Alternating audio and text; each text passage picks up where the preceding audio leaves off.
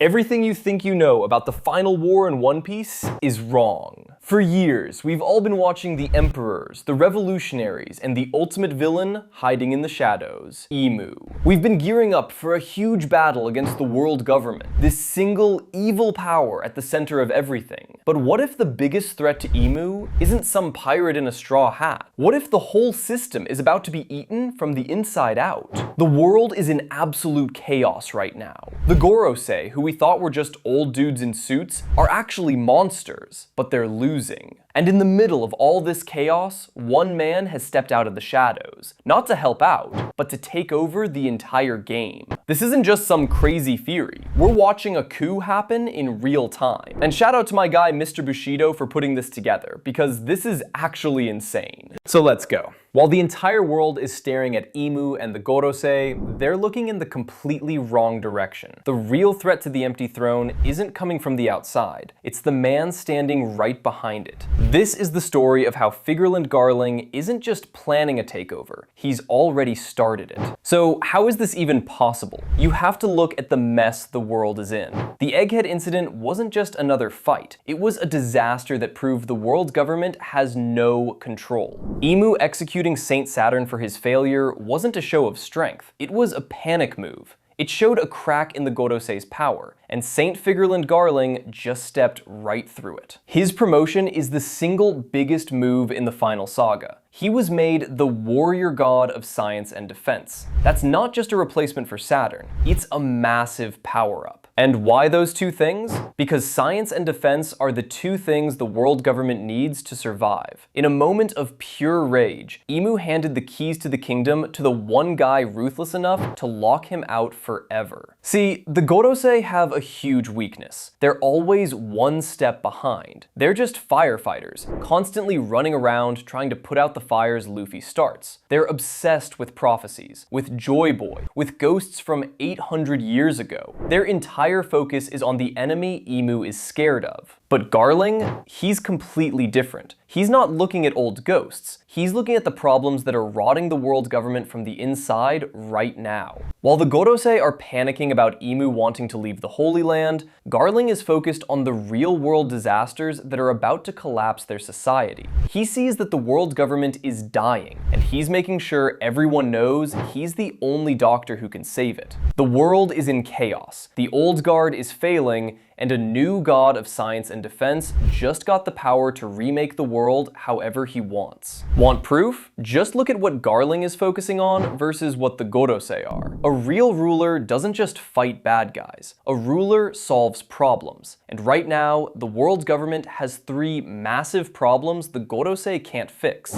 and Garling has put them at the top of his to-do list. First, the food crisis. Garling basically calls out the other elders, saying, rulers that can't even fill their stomachs are only rulers in name. He points out that their food supply is getting cut off, and their power means nothing if they can't even feed people. This isn't how a follower talks. This is how a king talks. While the Gorosei are worried about the symbol of the empty throne, Garling knows real power comes from controlling resources. Garling sees the current situation in the Holy Land as an opportunity. A starving population of celestial dragons will follow anyone who delivers them food. Second, the military is weak and stretched thin. The Marines are getting hunted by the Cross Guild. They're fighting the revolutionaries, and now they have to deal with two new emperors. The Gorosei's big idea was the Seraphim, but they were made by Vegapunk, the guy they're now trying to kill. Their power is literally borrowed. Garling, as the new god of defense, doesn't just inherit this mess,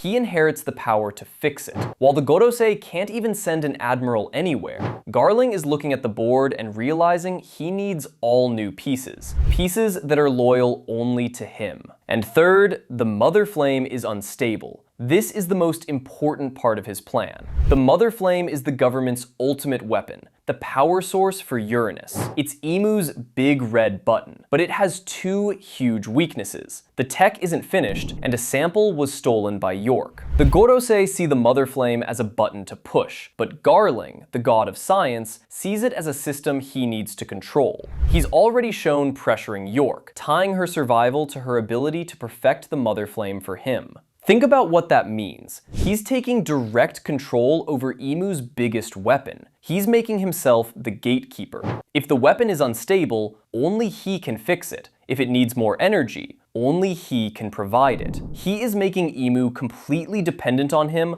for the very power Imu uses to rule. The Gorosei are trying to protect the king, but Garling is taking over the armory, the food supply, and the treasury. A plan is useless without an army, and Garling is building the most insane army ever. His secret weapon? One of the most dangerous groups in the world, Neomads. Neomads is the new research team formed by Vinsmoke Judge and Caesar Clown. These guys are masters of the exact science Garling needs to solve the world government's problems. Their goal is to surpass Vegapunk, and now that Vegapunk is an enemy of the state, teaming up with the new god of science is a no-brainer. Let's break it down. First, you have Vinsmoke Judge, the king of Germa and the world's best cloner. He already made a super soldier army for himself. Now imagine that technology with the insane resources of the world government. Garling can have Judge create entire armies of clone soldiers, all of them completely loyal to him and him alone. Then you have Caesar Clown, the mad scientist who makes poison gas. But his genius is bigger than that. Caesar could be used to solve the food crisis Garling was talking about. Imagine genetically engineered crops that end world hunger. Garling would look like a savior. We can also add Queen into the mix. Queen and King were likely captured by Green Bull. I mean, think about it. Green Bull defied orders and went into Wano to capture Luffy and failed. He can't return home without something to show for it,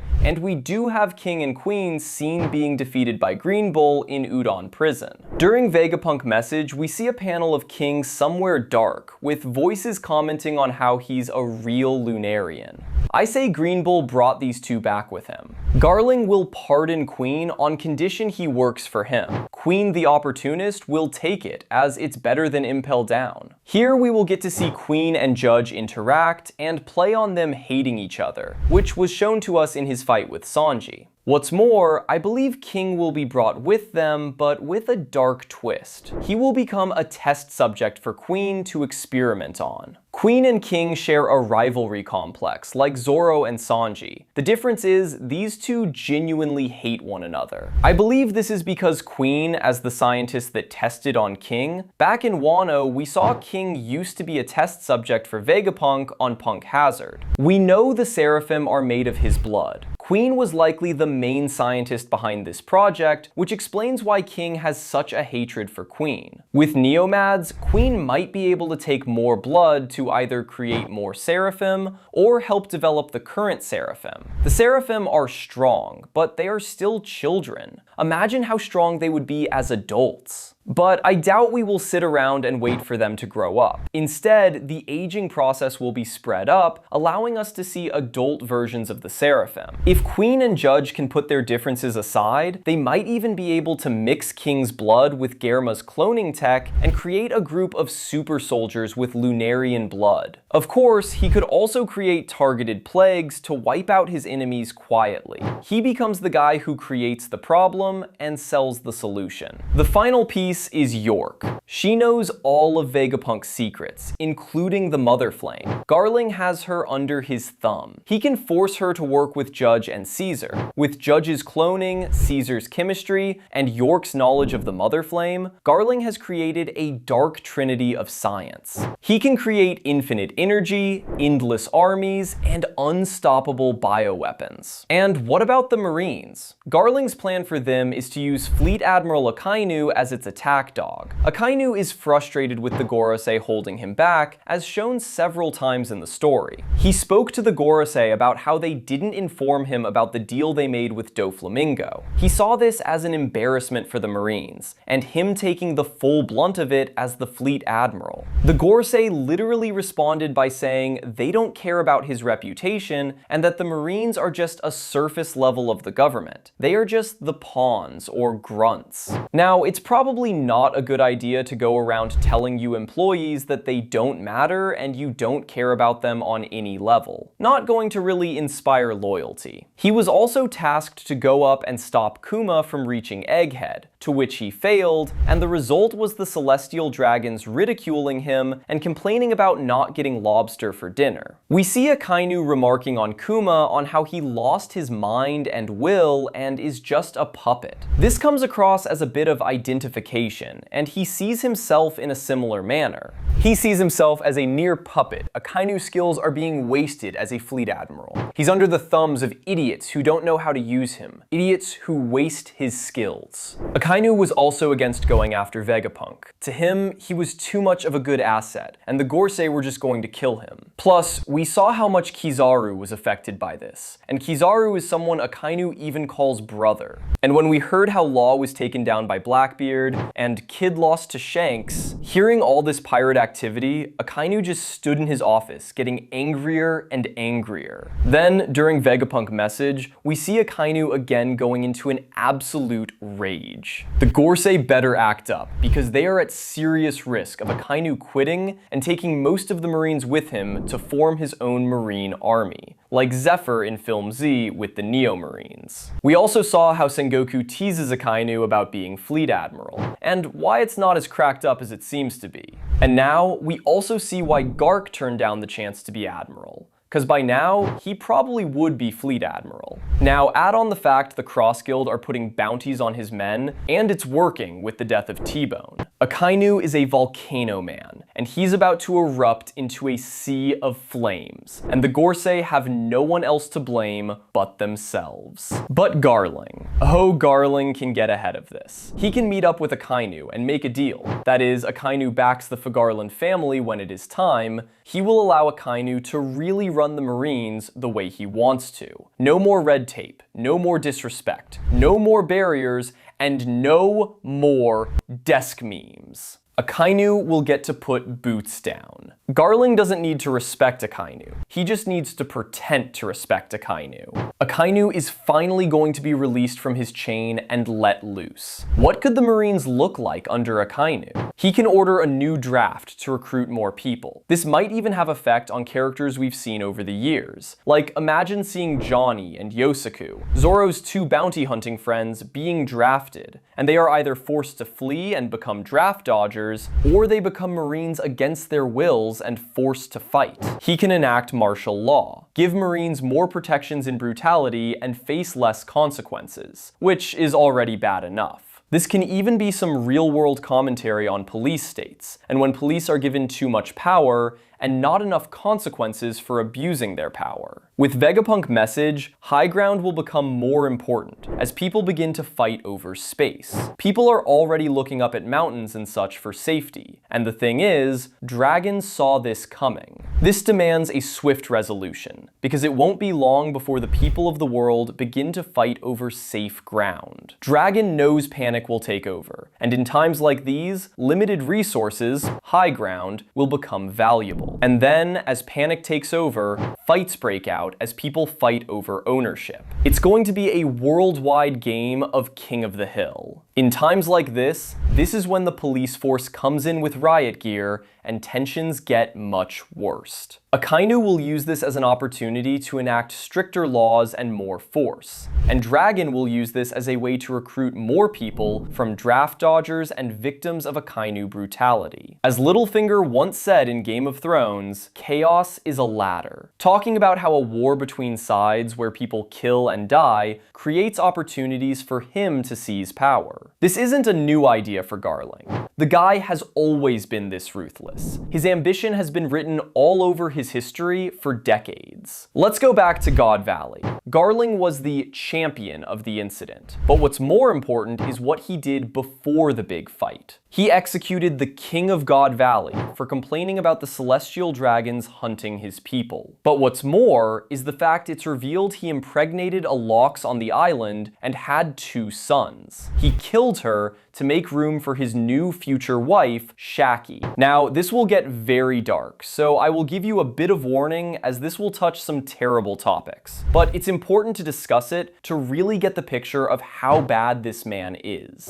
It was Garling who brought the world government to God Valley. His idea to hold the tournament there 40 years ago, saying it was the perfect spot in 2 years' time. He showed up, saw his sons for the first time, and seemed pleased before slaying his wife. Now, she did somehow manage to escape with her sons, and was discovered by Dragon, who she asked to save her kids and to make sure they are not taken by Garling. He then proceeds to slay the king of God Valley before the tournament starts, which takes away points from him, which he says just makes the game more interesting. This is pretty evil stuff, but also doesn't make sense if you think about it. The first time we saw Charlos, it's revealed he has 12 wives, with the nurse he just saw to be taken as wife 13. Then he decides, nah, he wants to get rid of wife 1 to 5 and return them to the lower world. Again, pretty messed up, but they are the worst of the worst for a reason. So it's accepted Garling could just have Shaki and Shank's mother both as wives. But also, why did he impregnate her and leave for a year? Why didn't he take her with him as wife? You see,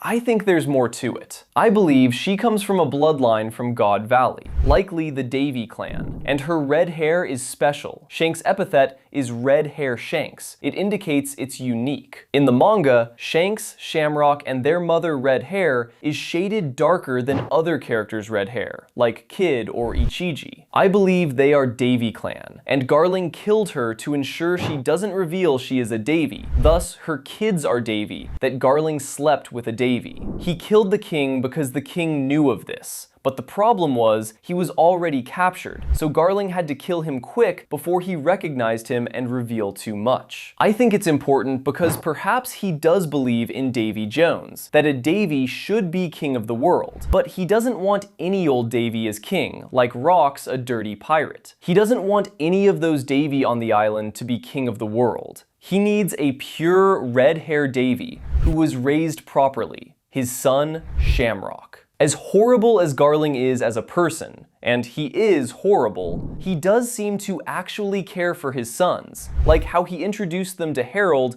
just to show them off, and how proud he is of how strong they are, how he didn't treat Shanks badly for being raised by pirates, how he made sure to credit Shamrock for easing tensions in the Holy Land in 1179. It's not that he wants to be king, it's that he's securing his family legacy. He's creating a path for Shamrock as well. He did other terrible things, like killing a fellow celestial dragon, Mjosgard, just for protecting innocent people. This tells you everything. His loyalty isn't to his fellow nobles. His loyalty is to order, an order where the weak are eliminated and power is everything. He doesn't just protect the system, he believes he alone has the right to run it. Then there's the Figarland family itself. They were one of the original 20 families that founded the world government. His title, Warrior God of Science and Defense, puts him on the same level as the Gorosei. But his domains, science and defense, are about the future. The Gorosei are stuck in the past. Garling is a man of action in a government of immortal fossils. He's a predator that was just put in a cage full of sheep, and then they handed him the keys. He was probably just waiting for one of the elders to mess up so he could take their spot. He is arrogant, ruthless, and has a deep-seated belief that he deserves to rule. He's the perfect storm of ambition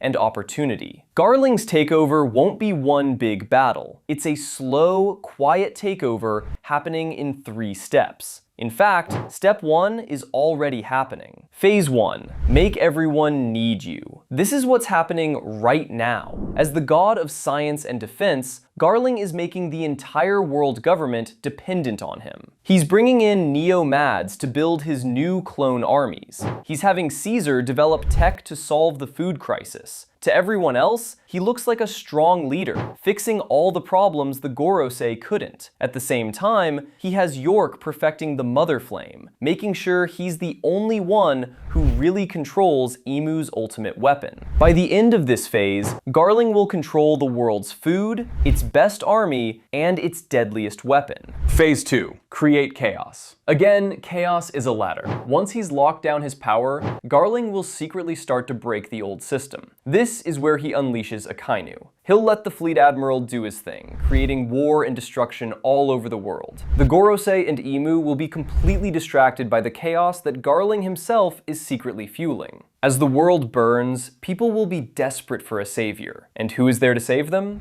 Garling, with his perfect, disciplined clone armies, ready to restore peace. He'll look like the hero the world needs. Phase 3. Checkmate. The final move happens when Imu and the Gorosei are weakest, probably during the final war against Luffy. With all their attention on Nika, Garling will make his move. It might not even be a fight. He could just turn off the Mother Flame, making Imu's weapon useless. Or he could reveal his own, better version that only he controls. His clone armies, already in place, will take over the Holy Land. The Gorosei will be surrounded, their power already gone. Garling will tell the other celestial dragons that Imu's obsession and the Gorosei's failures ruined the world, and only he is strong enough to save them. He won't have to steal the throne. They will hand it to him. It's the ultimate silent coup. But this will also affect the world. The ripple effect will spread. As the saying goes, when a butterfly flaps its wings in Brazil, it set off a hurricane in Texas. This is called the butterfly effect,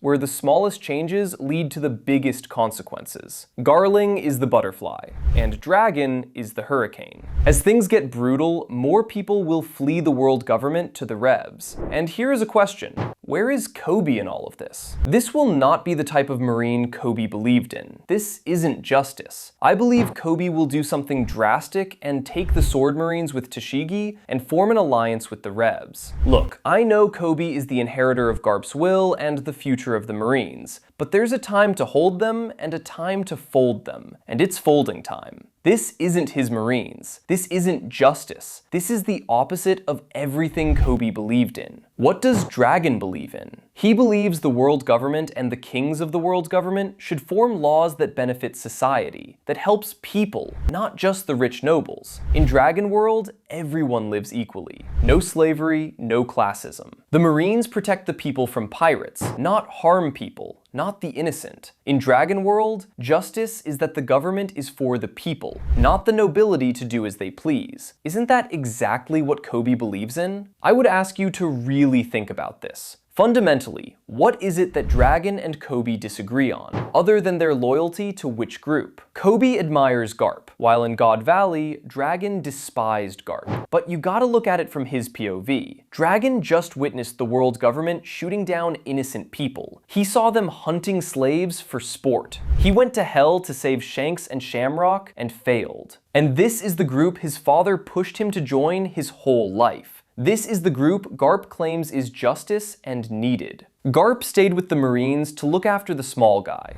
to ensure he can do something to just help the good Marines and stick to his principles. But look at it from Dragon's point of view. This isn't a hatred of Garp. I love Garp, and I believe there is honor in his values, but there's a limit. Dragon just witnessed the worst thing he ever witnessed in his life. All that he believed in was thrown to the floor, stepped on and spat at. Then his father, his role model, his hero, doesn't leave the Marines after witnessing the same thing. He sticks with it. Dragon is justified in feeling betrayed, abandoned, and to lose all respect for his father. I'm not saying Kobe should change his views either. It's just you can't serve justice while also working with such an unjust system. So for the moment, I think Sword splinters off and joins the Revs, so that they can bring in a new world order, a new Marine system, and Kobe will lead that future Marine Corps. We've seen Kobe with Luffy and Garp. Now he's going to work with Dragon and Sabo. After Ohara, which was another incident that deeply affected Dragon, Vegapunk told him not all Marines are bad, that some do share his values, and maybe it's better to try to open himself up to them and not just shut them all out. What's more, I think this will also serve my previous video on Smoker joining the Straw Hats. Cause I mean, Smoker is already unhappy with how the Marines do things. Imagine what he would think about Marines who are actively attacking civilians who are just trying to survive. To follow this absolute mentality,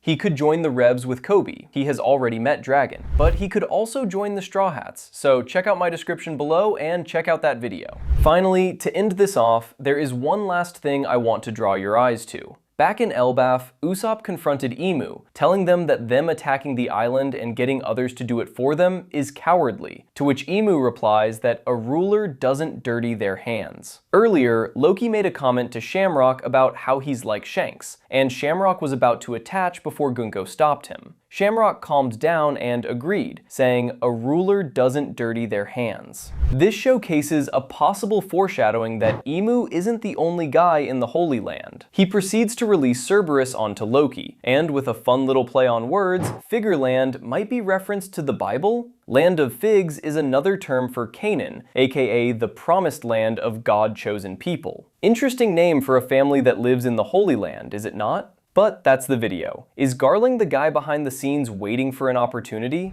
Is he looking for a way to overthrow Imu and establish his family as the top dogs? Is he about to release absolute chaos onto the world? Let me know your thoughts.